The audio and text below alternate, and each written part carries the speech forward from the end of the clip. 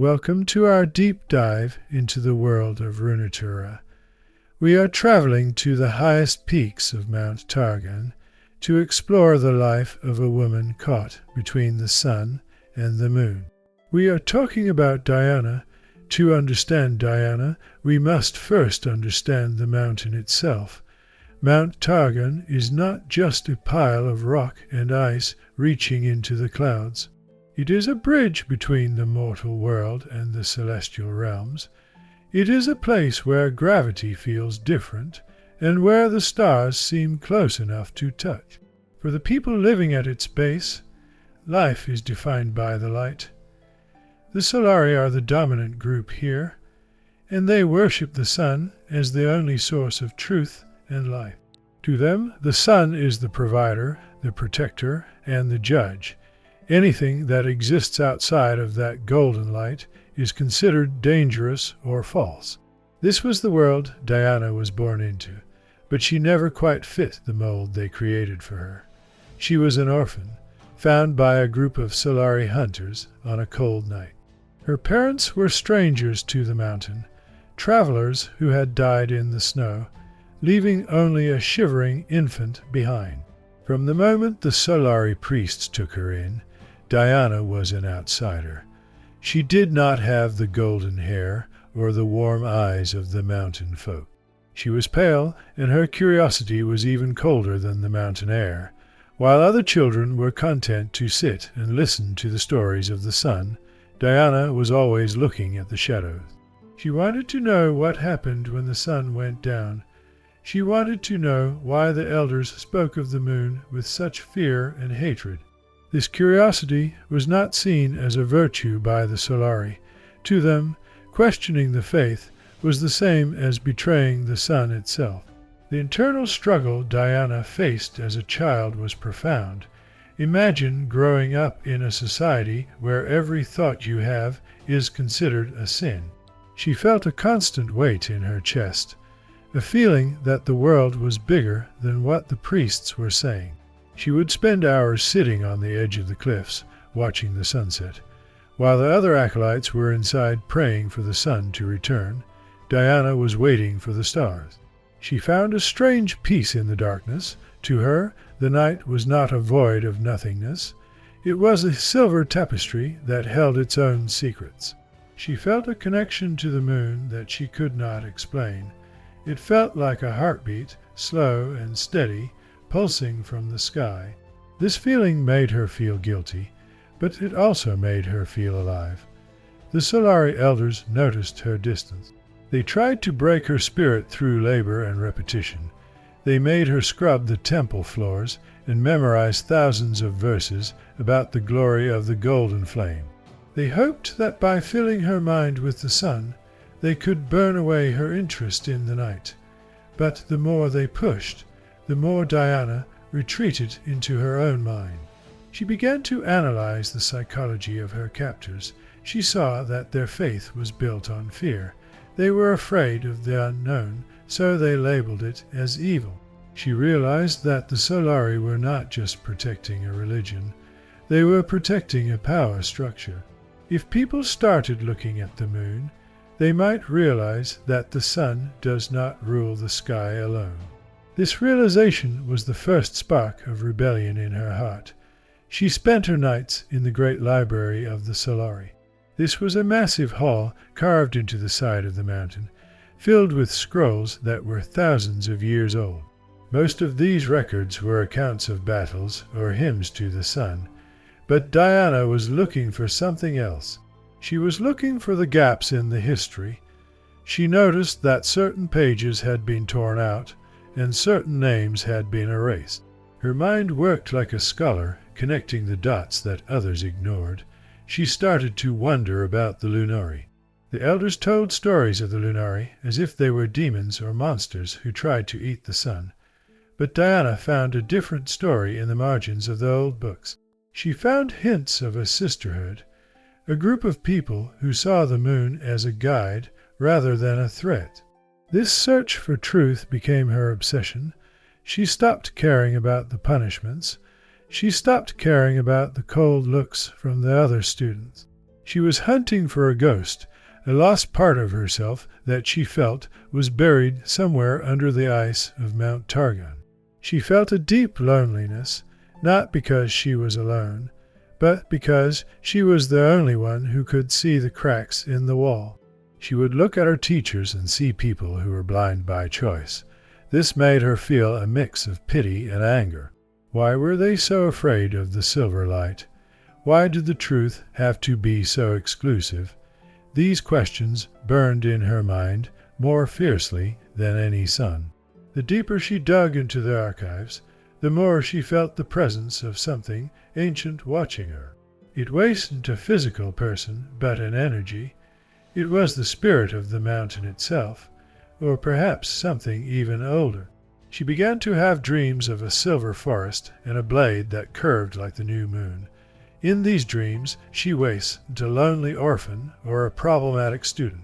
She was a warrior, she was a bridge. She felt a power flowing through her veins that felt like liquid starlight. When she woke up, the temple felt smaller and darker than before. The golden robes of the priests looked like faded rags. She knew that she couldn't stay in the shadows of the Solari forever. She had to find the source of the silver light, even if it meant walking into the heart of the storm. Her psychological state during this time was one of total isolation. She was living a double life. During the day, she went through the motions of a faithful acolyte, bowing her head and reciting the prayers. But at night, she was a revolutionary of the mind. She was building a new philosophy, one that embraced both the light and the dark. She started to think about the balance of nature. She saw that the plants needed the night to rest just as much as they needed the day to grow. She saw that the tides of the ocean were pulled by the moon. If the moon was so important to the world, how could it be evil? This logic was her shield against the verbal abuse of the elders. They called her a heretic, but in her heart she felt like the only one who was actually paying attention to the world. As she reached her late teens, the tension between Diana and the Solari reached a breaking point. The elders decided to give her one last chance to repent. They brought her before the High Council, a group of old men and women who sat on golden thrones.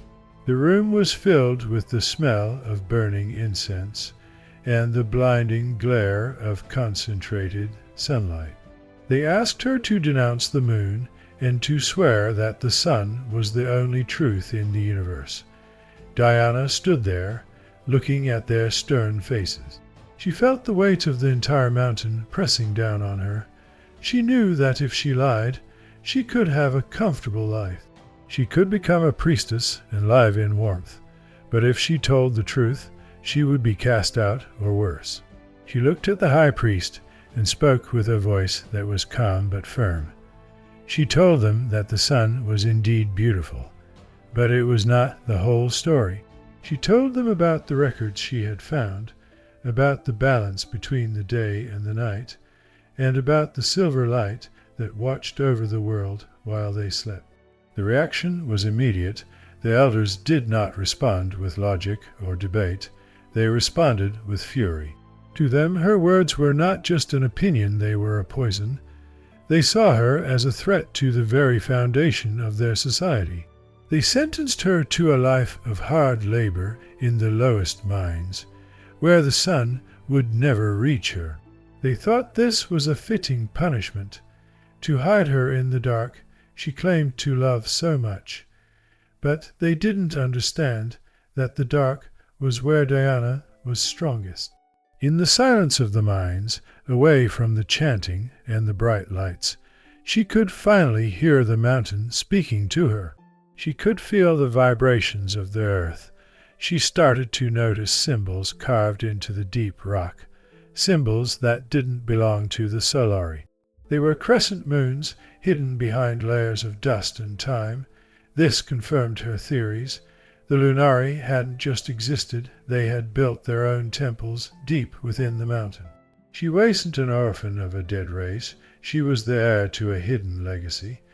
This realization shifted her perspective from one of survival to one of destiny. She wasn't just a girl who didn't fit in. She was a girl who had been chosen. The theme of identity is central to Diana's journey. She spent years trying to find out who she was by looking at others. But it was only when she was stripped of everything that she found her true self. She realized that the Solari didn't define her. Her parents didn't define her. Even the mountain didn't define her. She was defined by her search for the truth. This internal strength gave her the courage to plan her escape. She didn't want to just run away from the mountain. She wanted to go up. She wanted to reach the peak, the place where the celestial and the mortal meet. She believed that if she could reach the top, she would find the answers that were hidden from her in the library. Her journey up the mountain was not just a physical climb, it was a spiritual transformation. Every step she took away from the Solari temple was a step toward her own divinity. The air grew thin and the cold became a physical weight, but Diana didn't feel it. She felt a heat inside her chest that wasn't like the burning sun. It was a cool, steady glow. She thought about the history of Targan. She thought about the many people who had tried to climb the mountain and failed. Their frozen bodies were warnings to the weak, but to Diana, they were proof of the mountain's power. She respected the mountain, and in return, the mountain seemed to open a path for her. She reflected on the nature of faith. The Solari believed that faith was about following rules. Diana started to believe that faith was about following your own soul, even when it led you into the dark. She thought about the moon and how it changes phases. It is sometimes a sliver, sometimes a full circle, and sometimes it disappears entirely. But it is always there. This constancy in change was a metaphor for her own life. She had been many things to many people, but her core remained the same. She was a seeker. As she climbed higher, the stars began to look like diamonds scattered on black velvet. The silence was absolute. The higher she climbed, the more she felt the psychological barriers of her upbringing falling away. She no longer heard the angry voices of the priests in her head. She no longer felt the shame of being different. She was alone with the cosmos, and for the first time in her life, she felt like she belonged. She looked down at the world below, at the tiny flickering lights of the Solari temples, and they seemed so insignificant. How could they claim to own the light when the entire universe was glowing above them? This sense of scale gave her a new perspective on power. Real power wasn't about controlling people or making them bow. Real power was about understanding your place in the infinite. She reached a hidden plateau that was not marked on any map. There, she found the ruins of an ancient Lunari temple. It was built of a strange, shimmering stone that seemed to hold the light of the stars. There were no statues of gods here, only open arches that framed the sky. In the center of the temple was a pedestal, and on that pedestal lay a suit of armor and a blade. The armor was made of silver scales that looked like fish skin, and the blade was a massive, curved crescent. As Diana approached, the air began to hum. She felt a connection to these objects that was stronger than anything she had ever felt. It was as if they had been waiting for her for 1,000 years. She didn't hesitate. She put on the armor, and it felt as light as a second skin. She picked up the blade, and it felt like an extension of her own arm. In that moment, the clouds above the mountain parted, and a beam of pure moonlight hit her. This wasn't just light, it was information. It was memory. She saw the history of the Lunari, their rise and their fall. She saw the great war between the aspects. She felt the power of the moon aspect entering her body, merging with her soul. She was no longer just Diana. She was the aspect of the moon. The pain of her childhood, the loneliness of her youth, and the anger of her betrayal were all channeled into a single, glowing purpose. The transformation was painful and beautiful. Her hair turned as white as snow, and her eyes began to glow with a pale, silver light. A mark appeared on her forehead, a glowing crescent moon that would never fade. She felt her senses expand. She could hear the wind moving across the entire mountain. She could feel the heartbeat of the world. But with this power came a terrible burden. She understood why the Solari feared the moon. The moon represents the truth that people don't want to see. It represents the mystery, the change, and the end of all things. To be the aspect of the moon is to be a guardian of the things that are hidden. She stood at the peak, looking out over the world. She saw the beauty of Runeterra, but she also saw the shadows growing. She knew that her journey was just beginning. She had found the truth, but now she had to decide what to do with it. Should she return to the Solari and try to show them the light? Or should she become their enemy and destroy the lies they had built? Her heart was torn between her desire for peace and her need for justice. She thought about the people she had grown up with, the children who were still being taught to fear the night. She wanted to save them, but she didn't know if they wanted to be saved. This internal conflict would define her future actions. She was a goddess now, but she still had the heart of a human girl who just wanted to be accepted. She looked at her silver blade and saw her own reflection. She didn't recognize the woman looking back at her. She looked powerful, but also very tired. The weight of the heavens is a lot for one person to carry. She realized that her life of silence was over. From now on, her every action would echo through history. She took a deep breath of the cold, thin air and began her descent. She was going back to the place where it all started, but she was not going back as a student. She was going back as a storm. As she walked down the mountain, she thought about the cyclical nature of time. The sun and the moon have been chasing each other since the beginning of the world.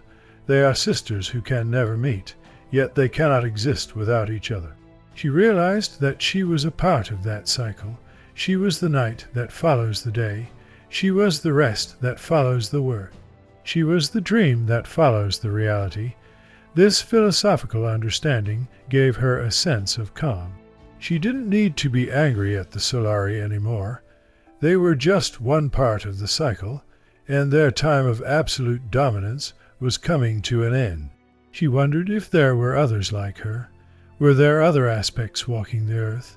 She had heard stories of the aspect of war and the aspect of the sun. If the sun had an aspect, then she had an equal, a rival, a sister. The thought of meeting the aspect of the sun filled her with both dread and excitement. Would they fight, or would they find a way to bring balance back to Targon? She hoped for balance, but the mountain had taught her that nothing is ever simple. The path of the moon is often a lonely one, and she was prepared to walk it alone if she had to. She reached the tree line, where the snow began to turn into grass. The air grew warmer, and the sounds of animals returned. She was back in the world of men, but she felt like a ghost. She moved through the shadows unseen by the Solari guards. She wasn't ready to face them yet. She needed to understand her power first. She needed to practice with the blade and learn how to control the silver fire that flowed from her hands. She found a cave near a hidden waterfall and made it her home. It was here that she would begin her new life, as the protector of the Lunari and the herald of the moon. Her mind was a whirlwind of plans and memories. She remembered the faces of the elders who had judged her. She remembered the cold stone of the library, but she also remembered the beauty of the stars at the peak. She chose to focus on the beauty. She spent her days in meditation, connecting with the celestial energy that now lived inside her. She learned how to dash through the air like a beam of light. She learned how to call down the moon's wrath on her enemies. She was becoming a weapon, but she was also becoming a teacher. She began to leave signs for any other hidden Lunari who might be searching for the truth. She felt a deep sense of responsibility for the lost history of her people. She started to write down her own records, using the silver blade to carve her thoughts into the cave walls. She wrote about the balance. She wrote about the beauty of the night. She wrote about the lies of the Solari. She wanted to make sure that if she died, her knowledge would not die with her. She was building a new library, one that was open to anyone who had the courage to look for it. This was her first act as a leader, even if she was a leader with no followers.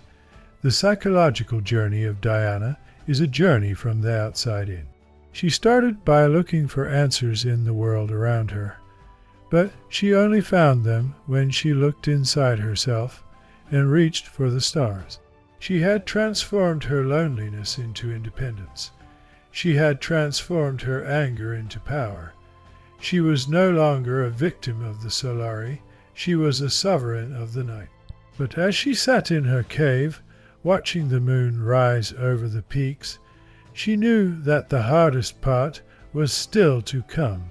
The sun would rise again in the morning, and the war for the soul of Mount Targon was just beginning.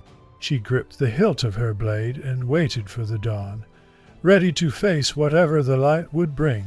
The descent from the peak was not the end of Diana's education, but the beginning of a deeper, more dangerous search for the truth.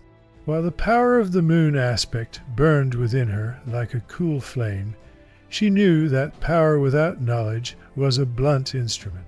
She returned to the lower slopes of the mountain, not to surrender, but to infiltrate the places that had once held her captive. Her goal was the great library of the Solari once again, but this time she did not enter as a humble acolyte. She moved through the corridors like a ghost, using the shifting shadows of the flickering torches to remain unseen.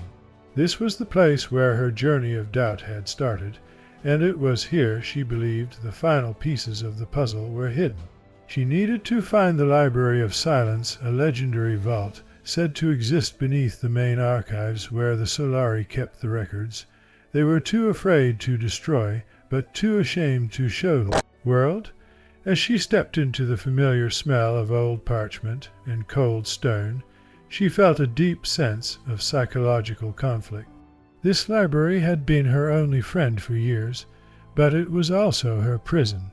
Every book on these shelves represented a controlled narrative, a version of history designed to keep people in the dark by blinding them with too much sun. She realized that the Solari were masters of psychological control. By claiming the sun as the only source of goodness, they made anyone who felt a connection to the night feel inherently broken or evil. Diana felt the weight of this manipulation as she walked past the rows of golden, bound books. She thought about the thousands of students who had walked these halls before her, never questioning what was missing. It made her feel a profound sadness for her people. They were living in a world seeing only half the sky, and they were proud of their own blindness. The search for the hidden records was a test of her new abilities. She could feel the silver light inside her reacting to certain stones in the floor and wall. It was as if the mountain itself was whispering to the power she now carried. She found a section of the floor that felt hollow, and using a precise pulse of lunar energy, she caused the heavy stone to slide back without a sound. Below her was a spiral staircase that smelled of damp earth and ancient secrets. This was the entrance to the Library of Silence. As she descended, she felt the temperature drop.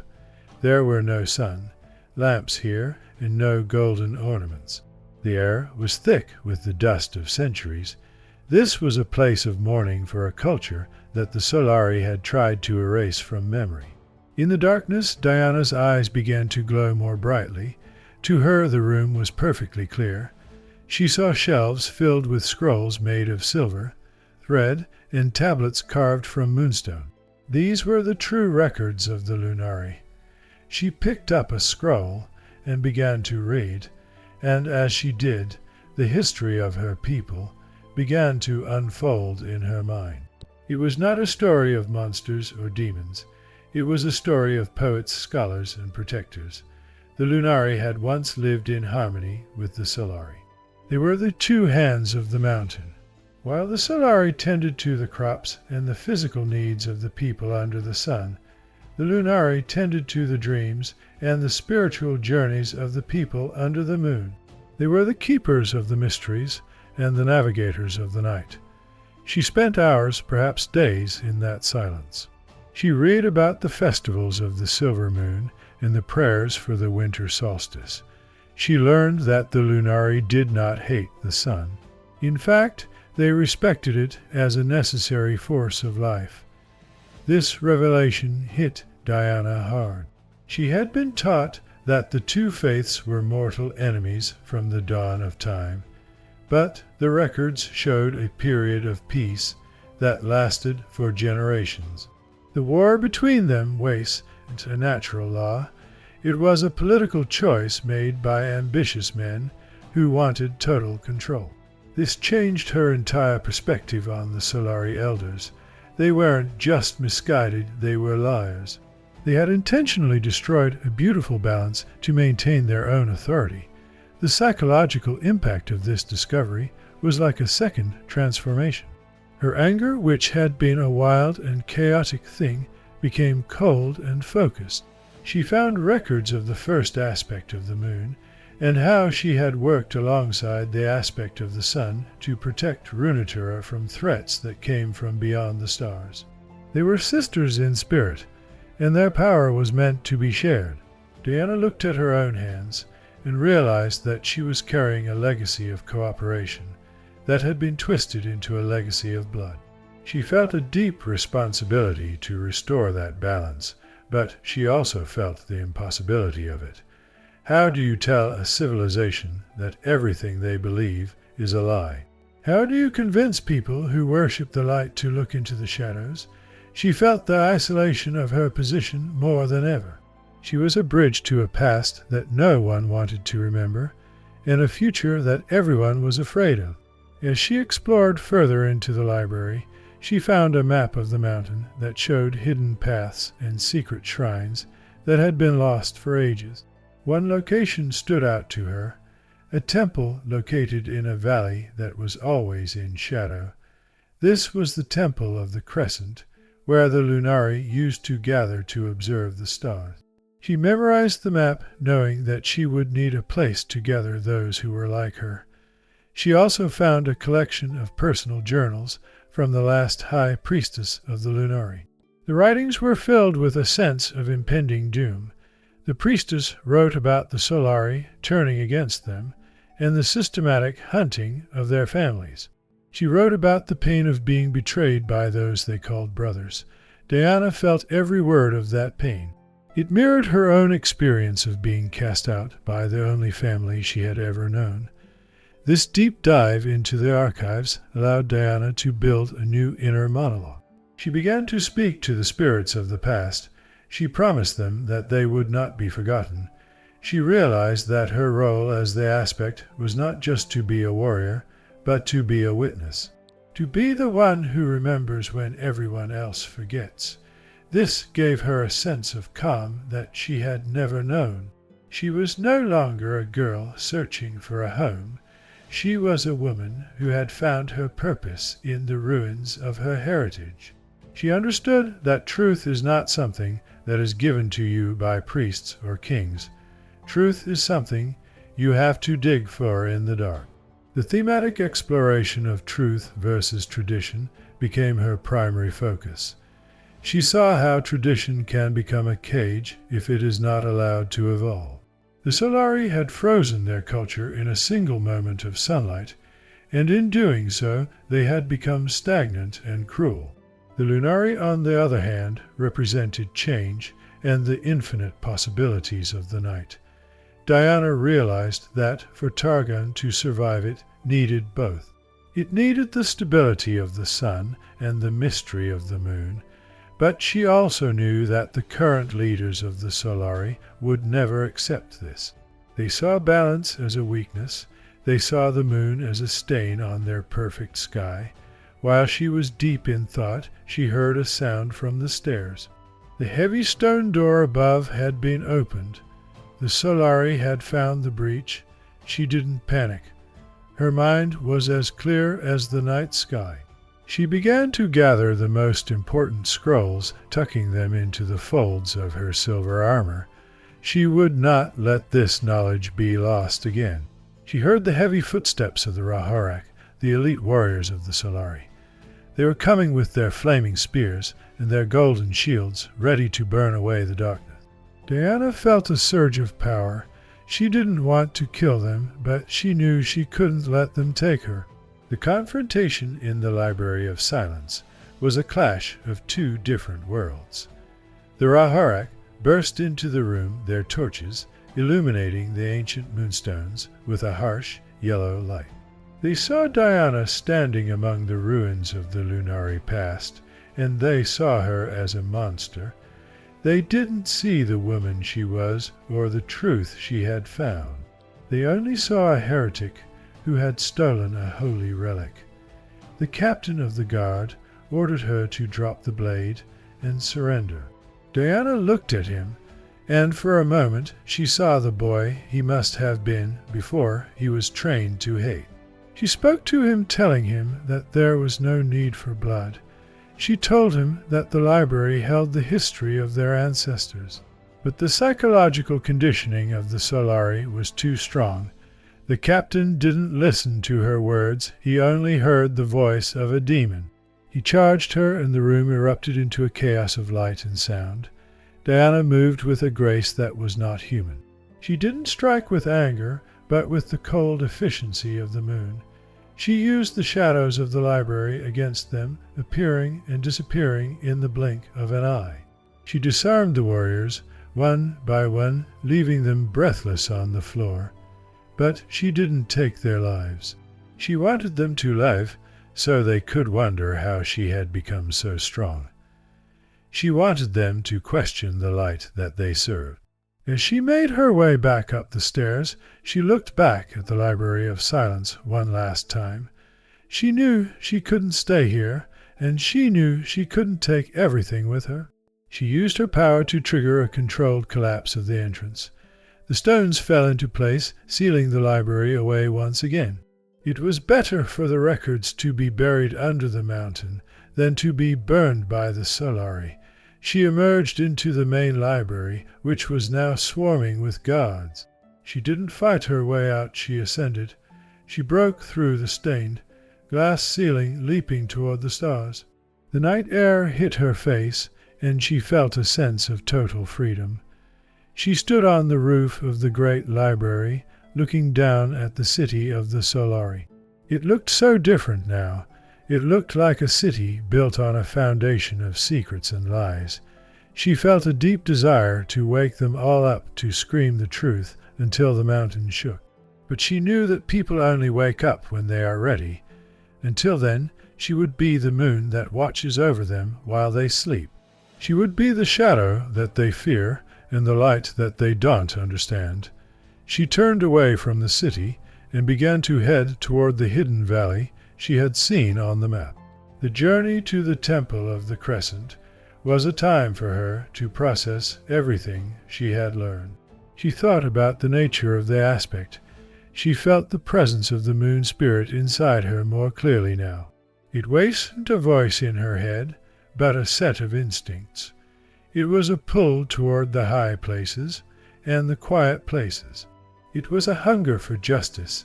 She started to realize that the aspect had chosen her because she was already a Lunari in her heart, long before she found the armor or the blade. Her life had been a preparation for this moment. Every insult she had endured, every cold night she had spent alone, was a lesson in resilience. She reached the hidden valley just as the sun was beginning to rise. The valley was shaped in a way that the high peaks blocked the direct light of the morning, creating a perpetual twilight. In the center was the temple she had been looking for. It was overgrown with silver-leaved trees and white flowers that only bloomed in the dark. It was beautiful, and it was hers. She walked into the temple and felt a sense of peace that she had never experienced in the golden halls of the Solari. This was a place where she could breathe. This was a place where she could begin to rebuild. She sat in the center of the temple and spread out the scrolls she had saved. She began to study them with a new intensity. She wasn't just a student anymore, she was the guardian. She started to think about the people who might still be hiding in the villages, the ones who felt the pull of the moon just as she had. She knew they were out there. She could feel their prayers in the wind. She decided that she would find them. She would bring them here and she would teach them the truth. She would create a new Lunari not as a secret cult, but as a light in the darkness. Her internal struggle was now focused on the future. She knew that the Solari would not let her exist in peace. They would see her temple as a threat and her presence as a declaration of war. She had to be ready to defend her people, but she also had to be careful not to become the very thing she hated.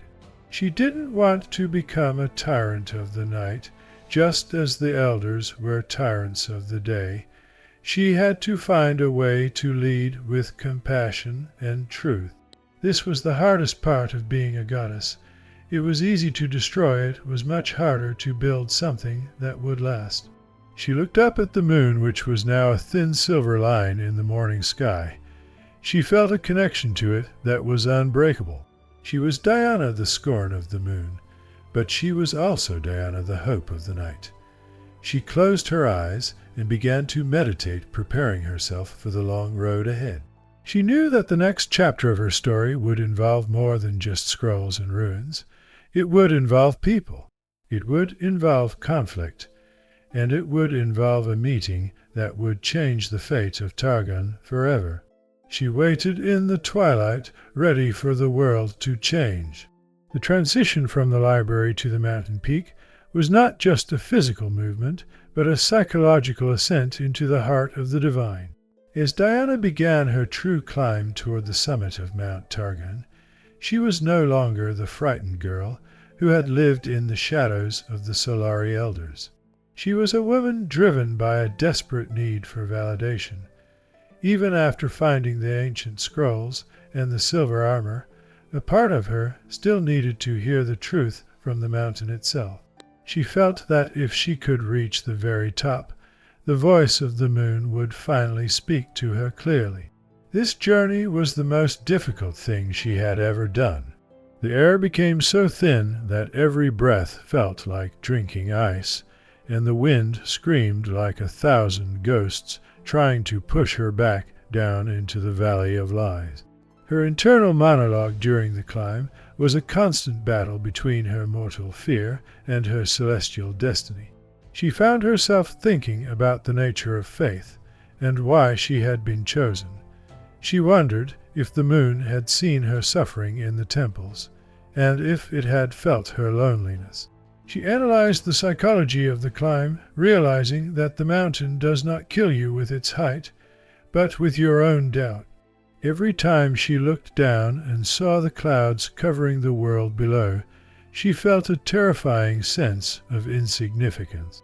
She felt like a speck of dust on the skin of a giant, but then she would touch the hilt of her crescent blade, and the silver fire would surge through her veins, reminding her that she was not alone. She was carrying the hopes of a forgotten people. The world, building of the peak of Targon, is essential to understanding what Diana experienced. This is not a normal mountain. As you go higher, the laws of physics begin to break. The stars do not look like points of light. They look like massive, burning wheels of color. The snow does not melt, but instead turns into a glowing mist. Diana saw visions of previous climbers frozen in time. Some were reaching for the sky with expressions of pure joy, while others were curled in balls of frozen terror. She realized that the mountain was a mirror. It showed you exactly who you were. If you were seeking power, you would find a cold and empty death. But if you were seeking truth, you might find something more. She thought deeply about the themes of betrayal and loyalty.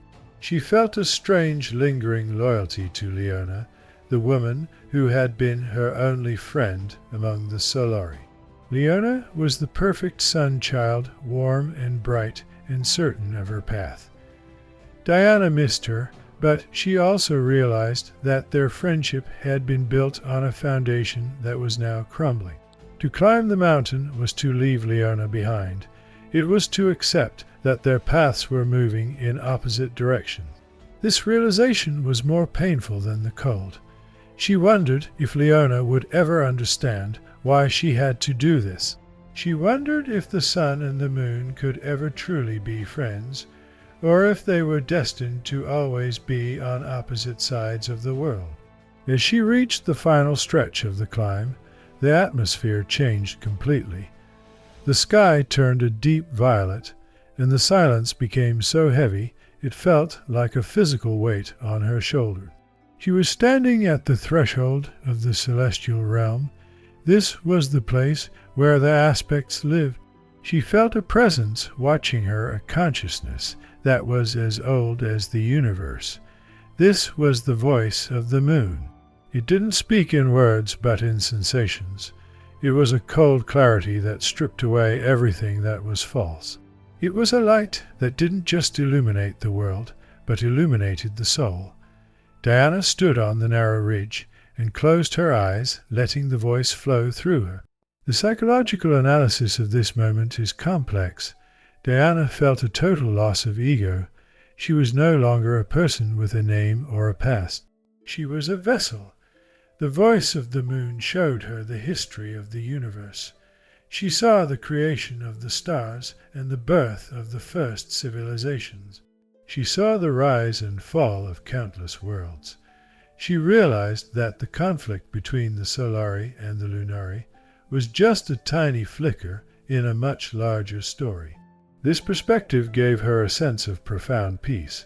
Her personal pain and her anger at the elders suddenly seemed very small. She was part of something eternal. She was the night sky itself. However, the voice also brought a warning. To be the aspect of the moon was to be a hunter of the dark. There were things in the universe that were older and hungrier than the stars.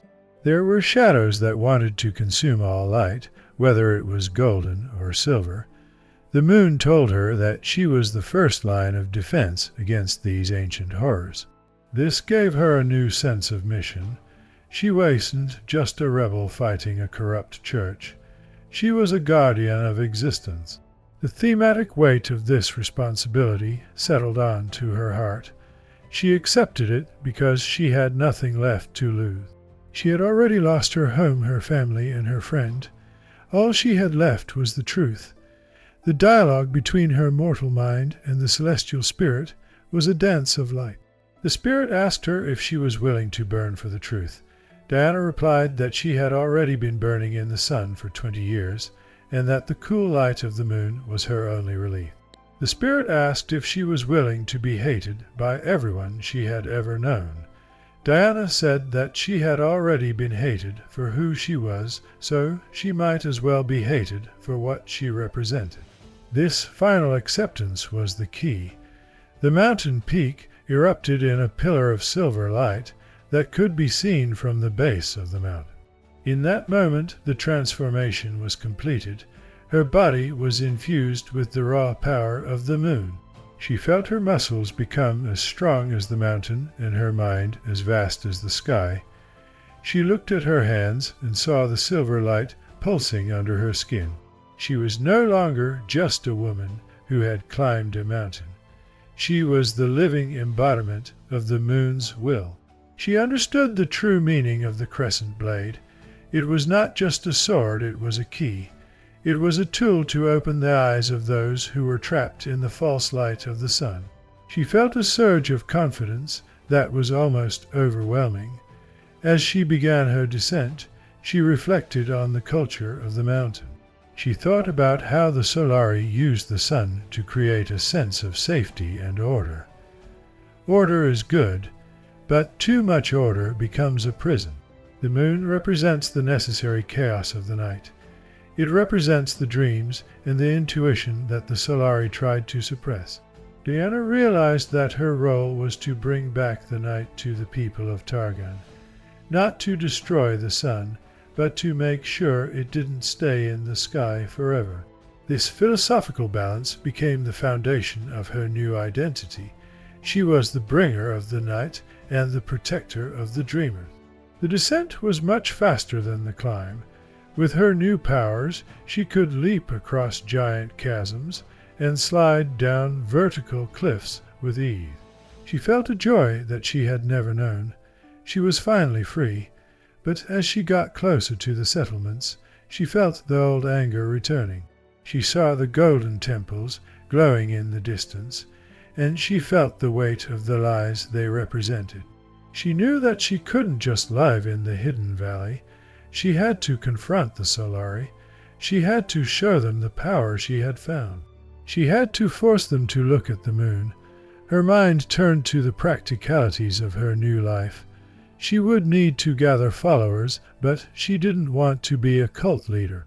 She wanted people to follow her because they saw the truth for themselves. She analyzed the psychology of the villagers. Many of them were tired of the strict rules of the Solari. Many of them looked at the stars with a secret longing. These were her people. She would find them, and she would lead them to the hidden temple. She would create a society based on the balance she had discovered at the peak. She thought about the ancient myths of the mountain. There was a legend of a silver sister who would return during the darkest night to lead the people back to the stars. Diana realized that she was that legend. This realization gave her a sense of destiny that was both terrifying and empowering. She was just making it up as she went along. She was fulfilling a prophecy that was older than the Solari themselves. The themes of fate and free will intersected here. She had chosen to climb the mountain, but the mountain had also chosen her. As she reached the lower forests, she stopped to rest by a stream. She saw her reflection in the water. Her white hair was glowing, and the mark on her forehead was like a beacon. She looked like a creature from another world. She felt a moment of sadness for the girl she used to be. That girl was gone forever. There was no going back to the library or the simple life of a student. She was a goddess now, and goddesses are always alone. This psychological isolation was the price she had to pay for the truth. She accepted it with a stoic grace. She looked up at the peak of the mountain, which was now covered in clouds again. She felt a sense of gratitude toward the mountain. It had given her everything she ever wanted, but it had also taken everything she had. It was a fair trade. She gripped her blade and looked toward the Solari city. The sun was starting to set, and the shadows were getting longer. This was her time. The time of the moon was coming, and she was ready to lead the way. She stepped out of the forest and into the world of men, no longer a scholar, but a warrior of the night. The voice of the moon stayed with her like a constant hum in the back of her mind. It reminded her of the distance between the earth and the sky. It reminded her that the problems of the mortals were temporary, but the stars were eternal. This helped her stay calm as she approached the first Solari outpost. She knew that there would be blood. She knew that there would be pain, but she also knew that it was necessary. The old world had to be broken before the new world could be born. She was the hammer that would break it. The transformation that Diana underwent at the peak was not just a change in her physical appearance, but a total restructuring of her soul and her place in the universe. When she finally held the crescent blade in her hands, she felt the weight of every ancestor who had ever looked at the moon and whispered a prayer. The blade itself was not made of steel or any metal found in the mines of the mountain. It was forged from celestial silver, a substance that vibrates with the frequency of the stars. As she gripped the hilt, she felt a surge of energy that felt like ice-cold fire flowing up her arms and into her chest. This was the return of the crescent blade, a weapon that had been absent from the world for centuries. The psychological impact of this moment was overwhelming for Diana. She had spent her whole life feeling like an empty vessel, but now she was overflowing with a power that could move the tides of the ocean. She looked at the blade and saw how it mirrored the shape of her own journey.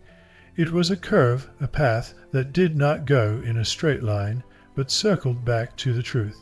In the philosophy of the Lunari, the circle is a symbol of the sun, which is stagnant and unchanging. But the crescent is a symbol of progress and the phases of growth. Diana realized that the weapon was designed not just for killing, but for carving a path through the lies of the world. She felt a deep sense of connection to the weapon, as if it had been forged specifically for her hand.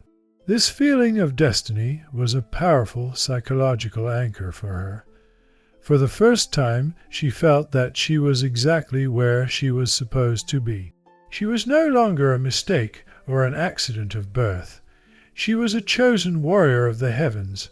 The world, building of Targon at this altitude, is a place where the physical and the spiritual overlap. As Diana began her descent carrying the blade, she noticed that the mountain itself seemed to recognize her. The ancient moonstones that were embedded in the cliffs began to glow as she passed by. These stones were like batteries that had been drained of their light for 1,000 years, but her presence was recharging them. She was literally bringing the night back to life. She saw that the mountain was covered in hidden carvings that only became visible under the light of her blade. These were the stories of the old Lunari guardians, and as she read them, she felt her mind expanding. She saw how they had protected the mountain from creatures that crawled out of the void, and how they had maintained the balance between the light and the dark. Diana's internal monologue was a mixture of triumph and a strange new kind of grief. She felt triumphant because she had proven the Solari wrong, but she felt grief because she realized the cost of her victory. She could never go back to being a normal person. She could never sit in a tavern and laugh with friends, or watch a sunset without thinking about the tactical disadvantage of the coming light. Her humanity was being slowly pushed aside by the vastness of the aspect. She analyzed this change with the precision of a scholar. She saw how the aspect of the moon was not a person, but a force of nature, and she was the lens through which that force was being focused. She wondered if there would be anything left of the girl named Diana in a few years, or if she would simply become a silver statue of a goddess. The return of the blade was also a thematic return of justice. The Solari had ruled the mountain with an iron fist, using the sun as a justification for their cruelty. Diana saw her blade as the ultimate equalizer. It didn't matter how many soldiers the Solari had, or how bright their fires burned. The moon would always return. This sense of inevitability was her greatest strength. She started to think about the people living in the villages below. How would they react when they saw her? Some would see her as a savior, but many more would see her as a demon. She had to prepare herself psychologically for the rejection. She had to be okay with being the villain in other people's stories, as long as she knew she was doing the right thing. She spent time in the high caves practicing with the blade. It did not move like a sword. It moved like a ribbon of light. When she swung it, the air itself seemed to ripple. She learned how to focus her lunar energy into the edge of the blade, creating a cut that could slice through the thickest armor of the Rahorak. She also discovered that the blade could absorb light. When she held it up to the sun, the blade would turn a dull gray as it drank in the solar radiation, and when night fell, it would release that energy as a brilliant silver flash. This was a perfect metaphor for her life. She had lived in the sun for so long, and she had absorbed all its heat and anger only to transform it into something beautiful and cold. Her psychological state was one of intense focus. She stopped feeling the cold, and she stopped feeling hunger. The energy of the aspect was sustaining her. She felt a connection to the moon in the sky that was almost telepathic. She could feel its phases shifting, and she knew exactly where it was even during the day. This gave her a sense of time that was different from the mortal. To her, a day was just a brief interruption in the eternal night. She started to view the Solari with a sense of pity. They were like children playing with a candle, thinking they had captured the sun, while the real universe was vast and dark and full of wonder. This shift in perspective made her more dangerous because she no longer shared the same values as the people she was fighting. As she moved lower down the mountain, she came across an ancient shrine that had been desecrated by the Solari. They had painted sun symbols over the silver carvings and broken the moonstone altar. Diana didn't feel the flash of hot anger she would have felt weeks ago. Instead, she felt a cold resolve. She used the crescent blade to carefully scrape away the gold paint, revealing the beautiful silver work underneath. She spent hours restoring the shrine, not because she wanted to pray, but because she wanted to honor the truth. She realized that her war was not just a war of swords, but a war of symbols. She was reclaiming the visual language of the mountain. She reflected on the theme of faith once again. The Solari faith was about looking up and being blinded. The Lunari faith, as she was discovering it, was about looking within and being awakened. She thought about the psychology of the followers she hoped to find. She didn't want people who were looking for a master. She wanted people who were looking for their own light. She started to formulate a new philosophy. She would tell them that the moon does not have its own light, but reflects the light of the star. In the same way, the Lunari do not have their own power, but reflect the truth of the universe. This was a humble and beautiful way to look at the world, and it stood in stark contrast to the arrogance of the Solari priests. The journey continued, and she reached the area where the first forests began. Here she saw the impact of the Solaris rule on the natural world. They had cleared away the trees that bloomed at night and protected the ones that loved the sun. They were trying to force nature itself to follow their religion. Diana felt a deep connection to the displaced plants and animals. She felt like she was their protector too. She walked through the woods at night, and the owls and wolves did not fear her. They recognized her as a part of the night. This reinforced her identity as the aspect. She wasn't just a human in armor. She was a piece of the world that had finally been put back in its right place. The return of the crescent blade signaled the end of the age of silence. For centuries, the Lunari had been hiding and whispering in the dark, but now they had a voice. Diana knew that as soon as she used the blade in public, the secret would be out. The Solari would hunt her with everything they had. She analyzed the risks and realized that she couldn't wait any longer. The truth was burning inside her, and it needed to be shared. She looked at the blade one last time before stepping toward the first major outpost. The silver light reflected in her eyes, and for a moment she looked like the moon itself had come down to earth. She thought about the dialogue she would have with the world. It wouldn't be a dialogue of words. It would be a dialogue of actions. Every strike of her blade would be a question, and every silver burst of light would be an answer. She was ready to speak. She was ready to be heard. The transformation was complete, and the blade was home. The next step was the most dangerous one of all. She had to go back to the people who had raised her and show them exactly what they had tried to destroy.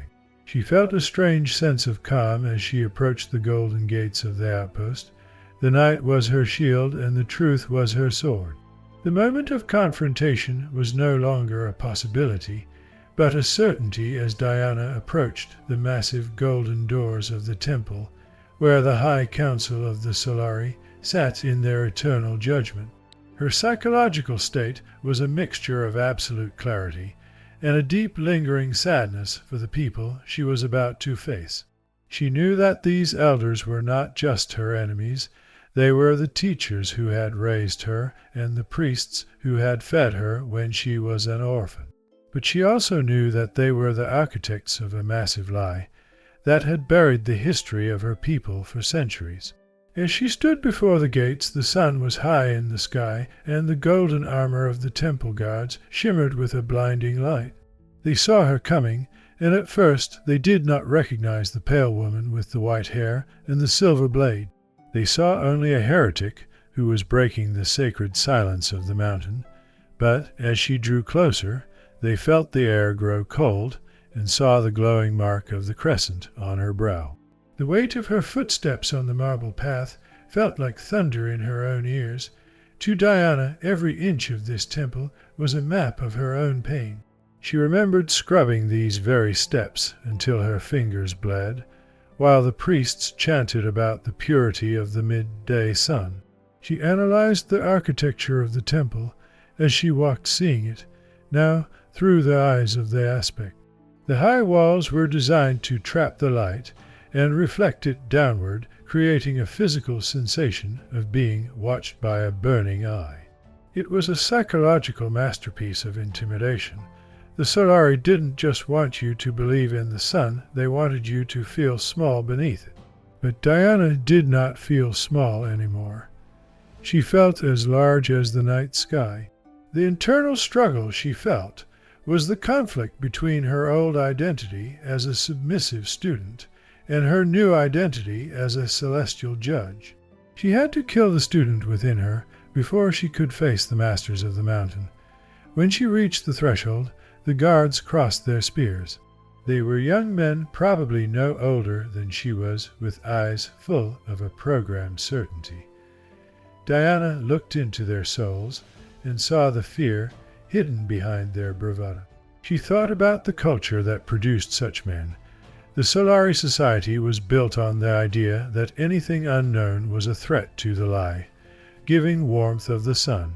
By existing as she was, Diana was a living contradiction to their entire universe. She spoke to them in a voice that sounded like the ringing of a silver bell, telling them to step aside. She didn't want to hurt them. She saw them as victims of the same lies that had nearly consumed her. But the guards saw only a demon. They saw the silver armor as a mockery of their golden plates. This was the tragedy of the mountain. Two groups of people who should have been protectors of the world were now divided by a wall of religious dogma that had been built stone by stone over 1,000 years. The doors groaned as they swung open, revealing the inner sanctum. The High Council was gathered there, sitting in a semicircle of golden thrones. The light in this room was artificial and intense, focused through massive crystals in the ceiling to create a permanent noon. The elders looked like statues carved from ancient wood, their faces etched with the bitterness of a long-held secret. Diana walked into the center of the room, and the atmosphere shifted instantly. The golden light seemed to pull back, as if it were afraid of the silver glow emanating from her skin. This was a battle of atmospheres. The warmth of the room fought against the chill of the void that Diana brought with her. She looked at the high priest, the man who had ordered her silence so many times, and she saw that he was trembling. He wasn't trembling with fear of her blade, but with fear that his world was ending. If Diana was real, then the sun was not the only power. If the moon had returned, then the elders were no longer the supreme voices of the mountain. The dialogue began not with words, but with a heavy silence that stretched for minutes. Diana waited for them to speak, wanting to see if there was any shred of the compassion they preached.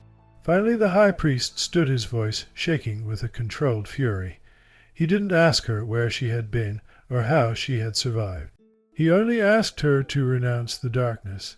He spoke for hundreds of words about the history of the Solari and how the sun had saved humanity from the cold of the ancient world. He used the themes of light and life to justify the erasure of the Lunari. To him, the night was a time of death, and the moon was a false god that led people into the abyss. Diana listened, and her mind worked like a philosopher's. She realized that his entire belief system was based on an obsession with survival. They chose the sun because it was easy and bright, and they feared the moon because it required them to look into the unknown depths of their own spirits. She began her response by laying the crescent blade on the floor between them. This was a psychological gambit, a sign of peace that the elders were unable to process. She told them about the peak. She described the voice of the moon, not as a whisper of shadows, but as a song of stars. She spoke about the ancient records she had found in the Library of Silence, and how the sun and moon were once celebrated together as a perfect cycle. She used the metaphor of a heartbeat, explaining that a heart must both contract and expand, just as the world must have both day and night. She analyzed the psychology of their fear, telling them that by cutting off the night, they were only living half a life. She offered to lead them to the hidden temple to show them the beauty she had found. She was pleading for a reformation of their faith, for a return to the balance that had been stolen. But the elders were not interested in balance. Their power was derived from the exclusivity of the sun. If everyone realized that the night was holy, then the priests would lose their control over the people's souls. The high priest's eyes turned into cold slits. He didn't see a woman offering a path to peace. He saw a revolutionary who was trying to dismantle his kingdom.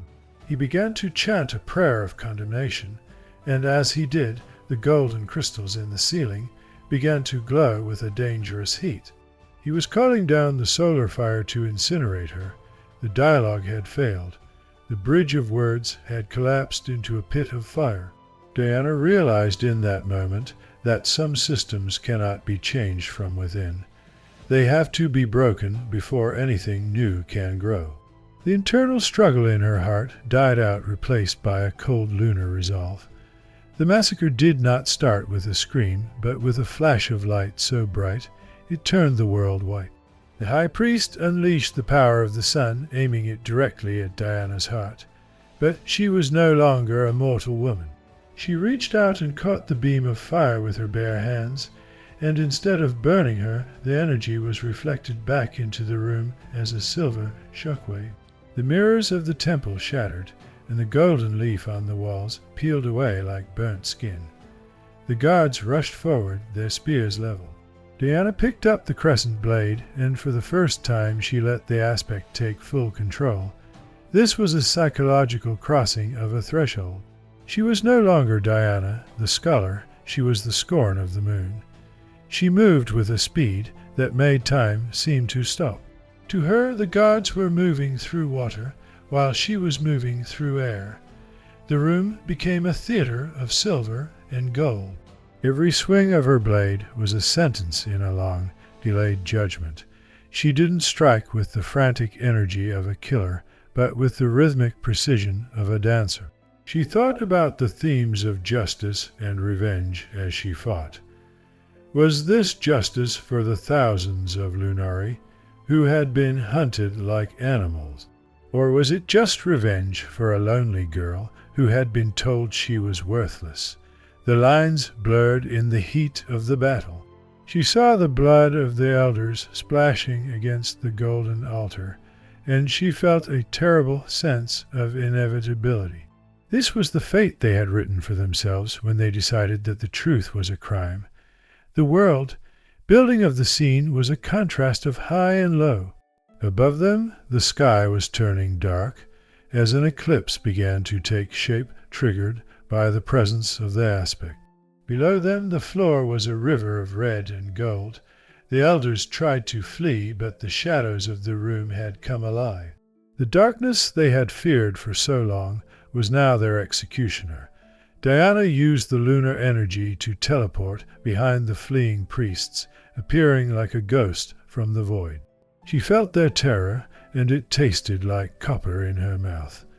She analyzed the morality of her actions as she went. She knew that what she was doing would be viewed as a massacre, but she felt that she was performing a surgery on the mountain. She was cutting out the rot so that the body could live. She thought about the future of the mountain children. If these men lived, the children would continue to be raised in a world of fear and lies. By ending the elders, she was giving the future a chance to be different. This was the heavy burden of the aspect. To save the world, you often have to break it. The high priest was the last to fall. He crawled toward his throne, his fingers scratching at the gold. Diana stood over him, her white hair flowing upward as if she were underwater. She didn't feel the triumph she expected. She felt a profound exhaustion. She looked at the man who had been the most powerful person in her world, and saw that he was just a frail old human who had been blinded by his own light. She spoke one final word to him, balance. Then she swung the blade. The light of the sun in the room died out completely, leaving only the silver glow of her armor. The silence that followed was heavier than any sound. It was the silence of a tomb. Diana stood alone in the dark, surrounded by the wreckage of a 1,000-year-old empire. She spent the next hour walking through the temple. She looked at the faces of the fallen and remembered their name. She remembered the one who had taught her about the stars, but told her they were only holes in the floor of heaven. She remembered the one who had punished her for reading the forbidden books. She felt a deep connection to their spirits even now. She realized that she was now the only one who carried the full history of the Solari and the Lunari. She was the bridge she had wanted to be, but the bridge was built over a lake of blood. The psychological toll of this realization was massive. She sat on the steps of the high altar and wept not for the elders, but for the tragedy of a world that refused to see the light of the moon. The theme of betrayal was the final lesson of the day. Diana felt that she had betrayed her own humanity to become a god, and the Solari had betrayed their own people by lying to them. The mountain had betrayed them all by remaining silent for so long. She looked up at the hole in the ceiling where the eclipse was still visible. The moon was covering the sun, perfectly creating a ring of fire in the sky. This was the sign she had been waiting for. It was a visual representation of what she had done. She had covered the sun with the night.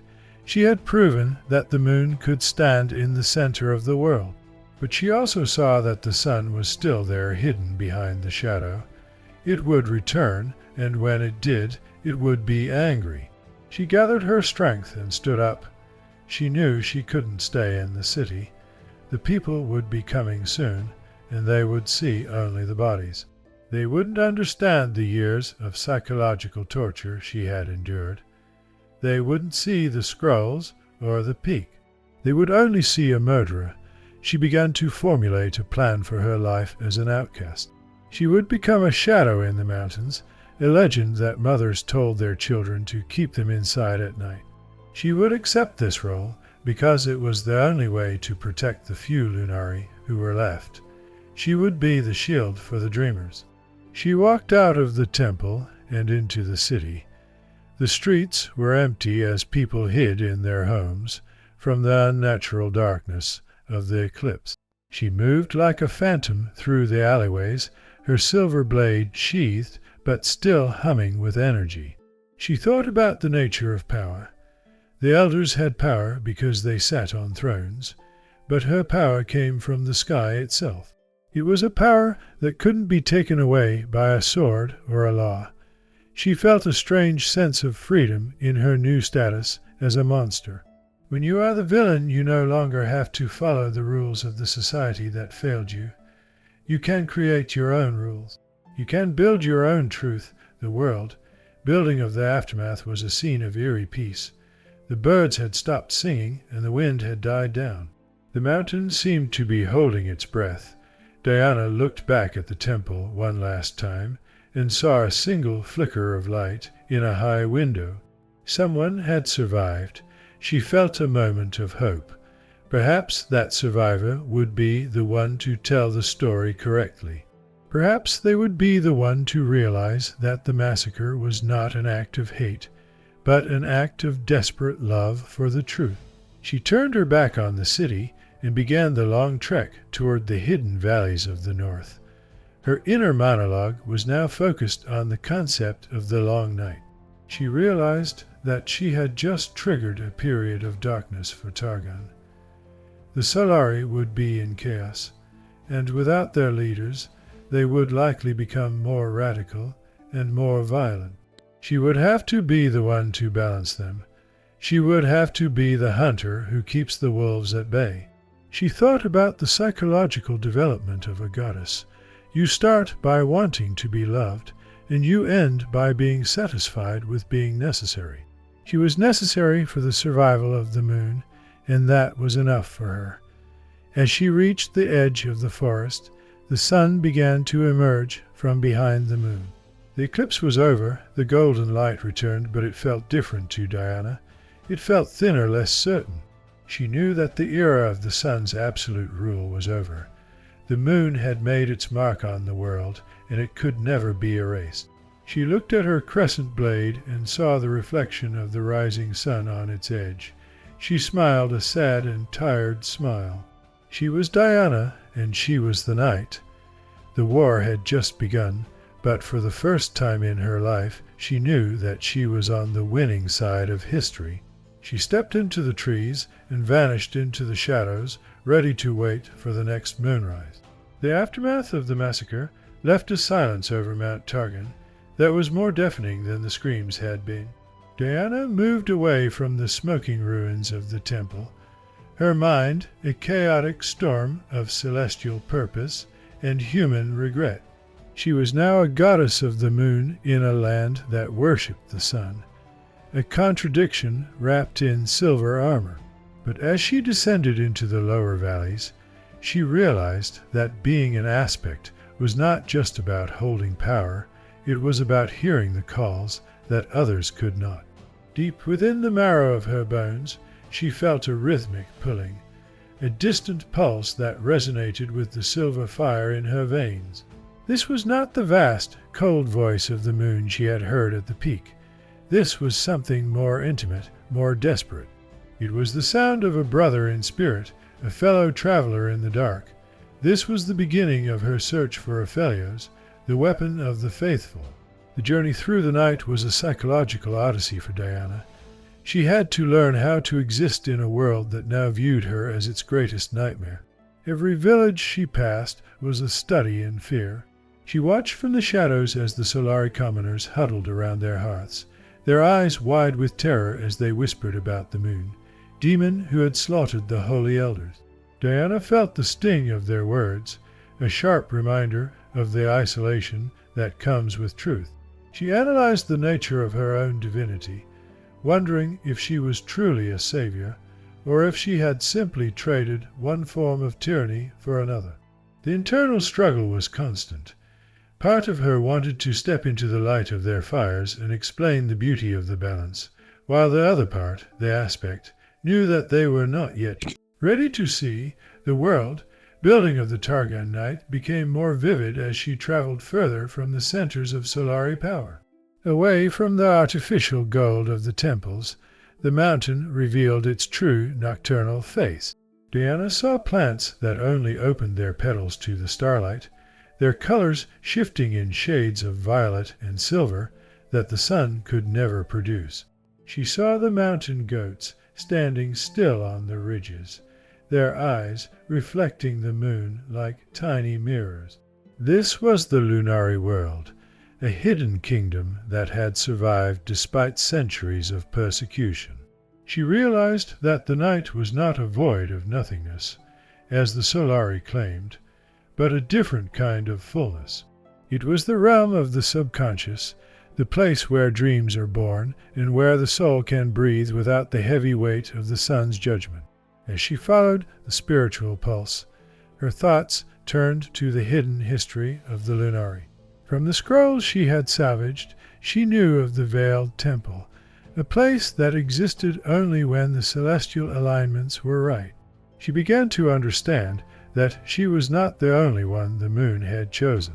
While she was the blade, the visible force of the moon's wrath and protection, there were others who served in the stillness. She felt a deep, psychological pull toward a specific valley in the southern reaches of the mountain. It was a place where the shadows seemed to have a weight of their own. This was where the connection felt strongest. She wasn't just looking for a person, she was looking for her other half, the silent priest who carried the burden of the Lunaris magic. She analyzed the concept of the twin aspects. The legends spoke of a warrior and a seer, a blade and a breath. If she was the blade, then the one she was seeking was the breath. This thematic exploration of duality became her guiding light. The sun and moon were sisters, and so too were the different paths of the Lunari faith. She felt a growing respect for this unknown brother of Felios. She understood the sacrifice he must have made. To touch the power of the moon without the protection of an aspect's physical transformation meant a life of constant pain and silence. He was a martyr for a faith that was only just beginning to wake up. This shared sense of duty created a psychological bond between them before they had even met. The search led her through the whispering canyons, a place where the wind echoes in such a way that it sounds like human voices. To a normal traveler, this place was a source of madness, but to Diana, it was a library of sound. She listened to the wind, filtering out the noise until she heard the distinct clink of stone on stone and the hum of celestial energy. She was getting closer. Her inner monologue became a prayer for guidance. She asked the moon to show her how to be a leader to these people. She didn't want to be a god on a throne. She wanted to be a sister in the dark. She thought about the psychology of the Lunari survivors. They had lived for generations in caves and shadows, their spirits tempered by the need for secrecy. How would they react to her, the woman who had brought the war into the open?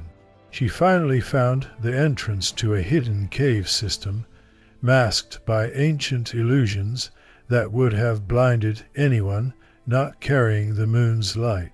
Inside, the air was cool and smelled of noctum flowers, a rare plant used by the Lunari to sharpen their spiritual senses. As she walked deeper, she saw the first signs of life, small shrines made of moonstone, flickering with a pale blue light. And then she saw him. Aphelios stood in the center of a wide cavern, his sister Alun appearing as a translucent ghost beside him. The sight was a revelation for Diana. She saw the physical toll his power took, the way his body trembled from the poison of the noctum, the way his eyes held a depth of sorrow that mirrored her own. The dialogue between them was not spoken in words. Aphelios was mute, his voice sacrificed to the power he wielded, and Alun spoke from the celestial realm through her brother's spirit. It was a psychological communion. They shared their memories in a flash of silver light. Diana felt the loneliness of the temple, the cold of the peak, and the blood of the massacre. In return, she felt the silence of the caves, the agonizing pain of the noctum, and the overwhelming love between a brother and a sister who were separated by the veil of reality. It was the first time since her childhood that Diana felt truly understood. She wasn't a monster or a heretic to them. She was the fulfillment of their ancestors' dream. They spent the night in the cavern, discussing the future of their people. Through Alun's whispers, Diana learned about the scattered cells of Lunari survivors who were waiting for a sign. She realized that her act of violence at the temple had been that sign, for better or worse. The psychology of the Lunari was shifting from survival to revolution. Diana felt the weight of this responsibility. She told them about the need for balance, about her hope that one day the sun and moon could share the sky again. But Alun's voice was grim. She spoke of the aspect of the sun, a new champion who had risen in response to Diana's ascension. The war was no longer a shadow conflict, it was a celestial trial. Diana analyzed the threat of the sun aspect. She knew it was Leona. The thought of her old friend coming for her with a sword of fire was a psychological wound that would not heal. She spoke to Aphelios about the tragedy of their friendship. She explained how Leona was the only one who had ever shown her kindness in the Solari temples, and how that kindness was now a chain that bound them both to a path of conflict. Aphelios listened with a stoic empathy, his eyes reflecting the understanding of someone who had also lost everything for his faith. They were both victims of a mountain that demanded total devotion. The world, building of the Lunaris hidden society, was further revealed as more survivors emerged from the deeper tunnel. They were a diverse group: herbalists who knew the secrets of the night, blooming flora, astronomers who mapped the movements of the void, and warriors who had practiced their forms in total darkness. Diana saw the potential for a new civilization, one that didn't rely on the narrow-mindedness of the Solari. But she also saw the trauma in their eyes. They were a broken people, and she was the one who had to put them back together.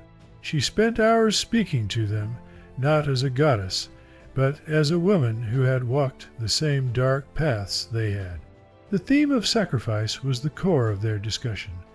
Diana had sacrificed her humanity, Aphelios had sacrificed his voice, and Elune had sacrificed her physical presence in the world. They were the trinity of the moon, each representing a different aspect of what it means to serve the night. Diana realized that her journey through the night was not just about finding allies, it was about finding the strength to accept her own sacrifice. She could never have a normal life, a family, or a home. Her home was the mountain, and her family was the moon. This psychological acceptance brought her a new level of power.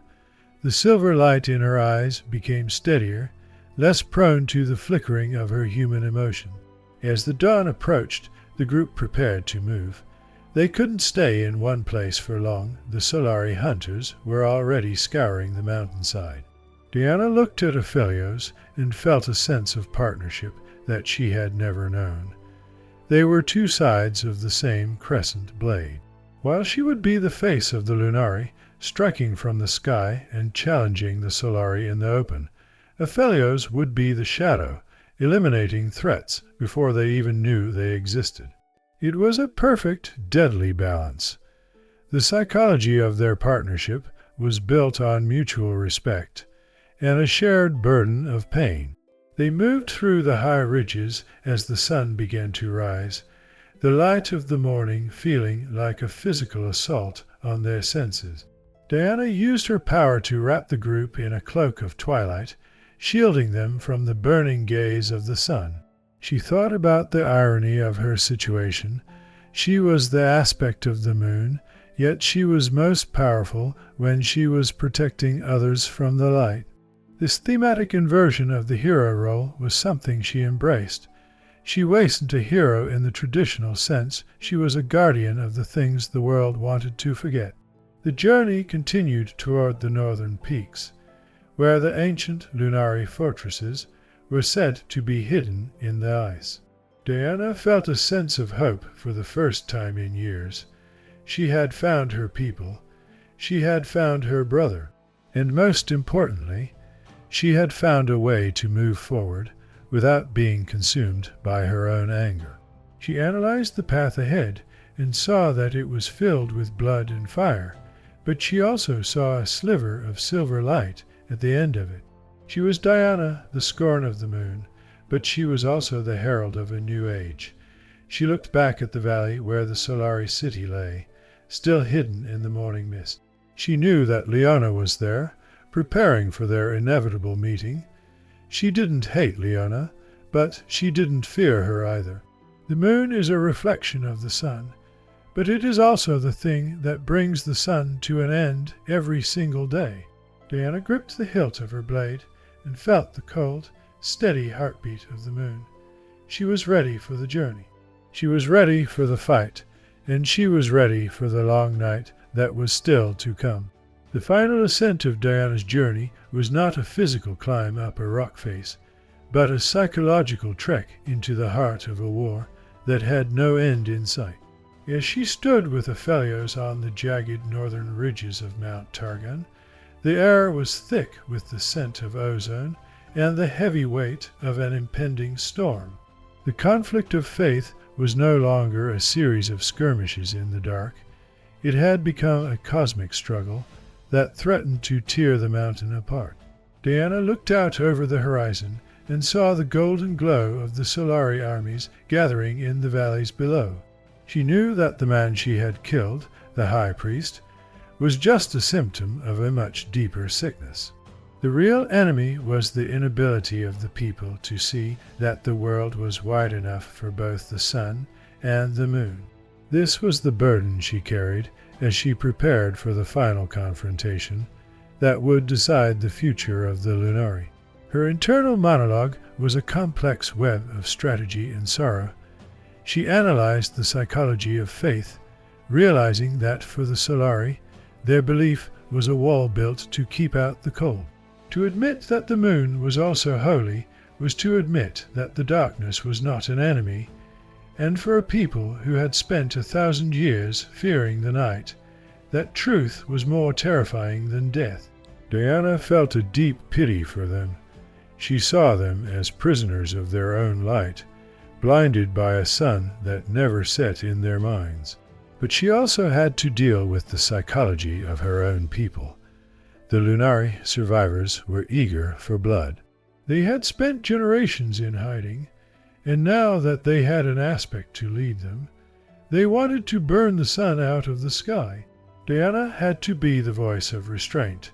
She had to explain to them that becoming like the Solari was not a victory, it was a surrender to the same cycle of hate.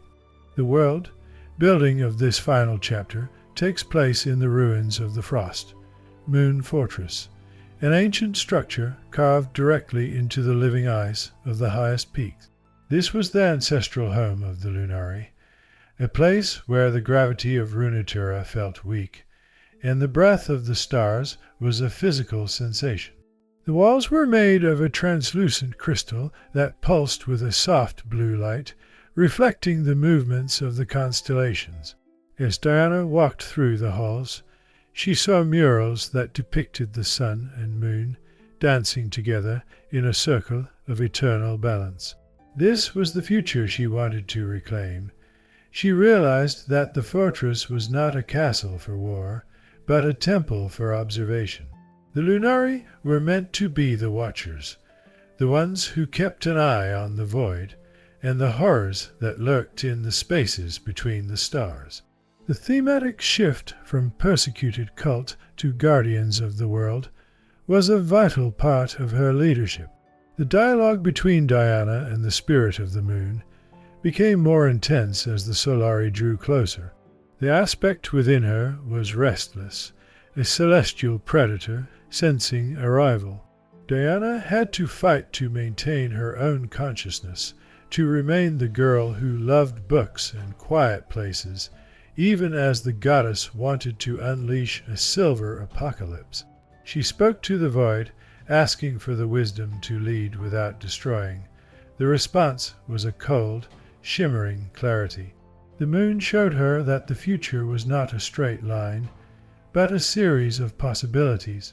In one future, she killed the sun aspect, and the mountain was plunged into a night that never ended, eventually freezing every living thing. In another, she was killed, and the Solari burned every scroll and memory of the moon until the world forgot how to dream. Both were failures. The only path forward was the hardest one, the path of the eclipse. As the first golden rays of the sun aspect's arrival hit the fortress walls, the ground shook with the power of 1,000 summer suns. Leona had arrived. The psychological weight of this meeting was almost unbearable for Diana.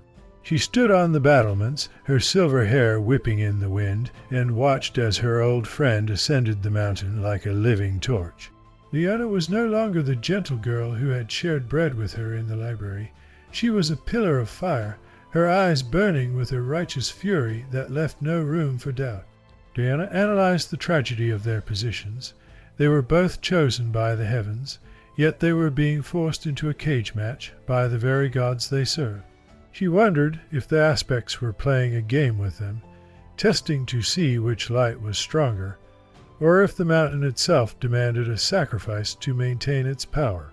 The battle of the two aspects was a display of power that the mortals of Targan could barely comprehend. It was not just a clash of swords, it was a clash of philosophies. When Leona's blade hit Diana's, the shockwave shattered the ancient ice for miles. Leona screamed about the necessity of order, the warmth of the community, and the danger of the hidden path. Diana countered with the necessity of the dream, the freedom of the night, and the truth of the hidden records. The dialogue was a frantic exchange of ideologies, punctuated by bursts of solar and lunar fire. Diana felt every burn on her skin as a betrayal, and she knew that every silver cut she left on Leona's armor was a wound to her own soul. They were tearing each other apart, and in doing so, they were tearing the mountain apart. The thematic exploration of the future became the central point of their fight. Diana realized that Leona was afraid. She wasn't afraid of Diana's blade, she was afraid of the world changing. Leona represented the status quo, the comfort of the known. Diana represented the evolution, the terrifying beauty of the unknown. As they fought, Diana began to use her psychology as a weapon. She didn't try to overpower Leona, she tried to open her eyes. She used her lunar energy to create visions around them, showing Leona the ancient murals of the two sisters dancing. She showed her the beauty of the noctum flowers and the peaceful silence of the moonlit valleys. She pleaded with Leona to remember their childhood, to remember the moments when the sun went down, and they were just two girls under the star. For a moment the fire in Leona's eyes flickered. The human part of the sun aspect reached out toward the human part of the moon aspect. In that moment of hesitation, the entire future of the Lunari hung in the balance. Diana lowered her blade, offering her hand. She told Leona that they didn't have to be enemies. They could be the balance that Targan needed. They could lead together the sun and the moon, the day and the night. The psychological tension was at its peak. The surrounding armies of the Solari and Lunari held their breath, watching their gods stand in the silence of the high peaks. It was a moment where the history of Runeterra could have been rewritten in an instant. But the mountain is a cruel master. Just as the two women began to bridge the gap, a shadow fell over the peak that was not caused by the moon. A rift opened in the sky, a tear in the fabric of reality that let out a scream of pure void energy. The ancient enemies that the Lunari were meant to watch for had sensed the chaos and were moving in. The psychology of the fight changed instantly. The personal grudge between the sun and the moon became irrelevant in the face of total annihilation. Diana and Leona looked at each other and, without a word, turned their backs to one another to face the new threat. This was the true future of the Lunari, not a war with the sun, but a partnership in the dark. The battle against the void creatures was a grueling psychological and physical test. Diana had to use every ounce of her lunar power to shield her people from the corrupting influence of the abyss. She saw the void as the ultimate expression of the wrong kind of darkness that didn't just hide the truth, but consumed it. This reinforced her belief in the holy nature of the moon's light. The moon's night was a place for growth and reflection, while the void was a place of hunger and nothingness. She fought alongside the Rahorak, the very men who had tried to kill her, and she protected them with the same ferocity she used for her own followers. This was her act of leadership. the moment where she proved that she was the aspect of all of Targon, not just the Lunari. As the rift was finally sealed by the combined power of the sun and moon, the mountain fell into a deep, exhausted silence. The Solari and Lunari warriors stood among the remains of the void creatures, looking at one another with a new sense of confusion and respect. The old laws said they should be killing each other, but their hearts told them they had just survived a nightmare together. Diana stood at the center of the battlefield, her armor cracked and her silver hair stained with purple ichor. She looked at Liana, who was equally battered. There were no more words to be said. The bridge had been built, but the wounds were still deep. Liana turned and led her armies back down the mountain, her golden light dim, but not extinguished. She didn't look back, but Diana knew that the seed of doubt had been planted. The aftermath of the battle was the true beginning of the new Lunari era. Diana returned to the Frost, Moon Fortress with her followers. She didn't declare victory, and she didn't call for more war. Instead, she began the slow, psychological work of healing a broken culture. She taught her people that their role was to be the guardians of the mountain, the ones who watch the stars and keep the void at bay. She emphasized the theme of responsibility over the theme of revenge. She told them that they were the silent watchers, and that their strength lay in their ability to see what others chose to ignore. The Lunari society began to rebuild, not in secret caves, but in the high places of power. Diana's inner monologue in these final days was one of quiet acceptance. She knew that the conflict with the Solari was not over, but it had changed. It had become a Cold War, a struggle of ideas rather than swords. She spent her nights mapping the stars and training the new generation of moon warriors, including Aphelios, who remained her most trusted ally. She analyzed the future and saw a long, difficult road ahead. But for the first time, she felt that the moon was not a lonely place. She had her people, she had her purpose, and she had the truth. The psychological isolation that had defined her youth was replaced by a sense of cosmic belonging. The world building of the future Targon is a place of uneasy peace. The mountain is split between the golden cities of the sun and the silver fortresses of the moon. Travelers tell stories of a woman in silver armor who appears to lost climbers in the middle of the night, guiding them home with a light that doesn't burn. The Solari elders are gone, replaced by a younger generation that is more curious and less certain. The Library of Silence is slowly being reopened, and the scrolls are being shared with anyone who has the courage to read them. The theme of the story has shifted from the Scorn girl to the herald of the balance. Diana has become a living myth, a bridge between the mortal world and the celestial realm.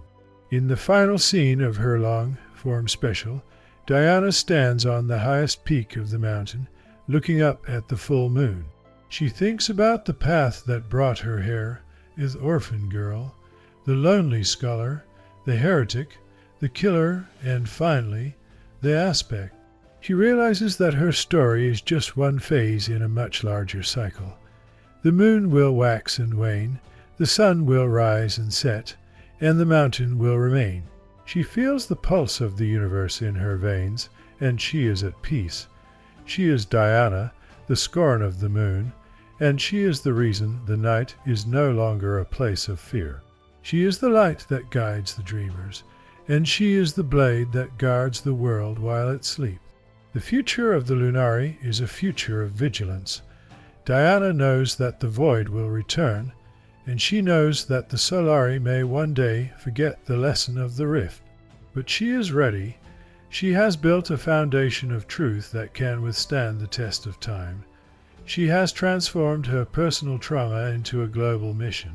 The psychological development of her character is complete. She has integrated her shadow and her light into a single, powerful whole. She closes her eyes and listens to the mountain breathing. The voice of the moon is no longer a distant whisper, it is her own voice. And as the silver light washes over the peaks of Targan, Diana smiles, knowing that the night has only just begun. Thank you for staying with us through this deep dive into the tragic and triumphant journey of Diana. Her story is a reminder that the truth often hides in the shadows we are taught to fear, and that true strength comes from having the courage to embrace the light within ourselves, even when the rest of the world demands we stay in the dark. If you enjoyed this long-form lore special, make sure to hit that like button and subscribe to the channel so you never miss another deep dive into the world of Runeterra. What do you think about Diana's choice? Was the massacre of the elders justified, or did she go too far? Let me know your thoughts in the comments below. I read every single one of them. Don't forget to turn on notifications to stay updated on our upcoming gaming history essays. Thank you for listening.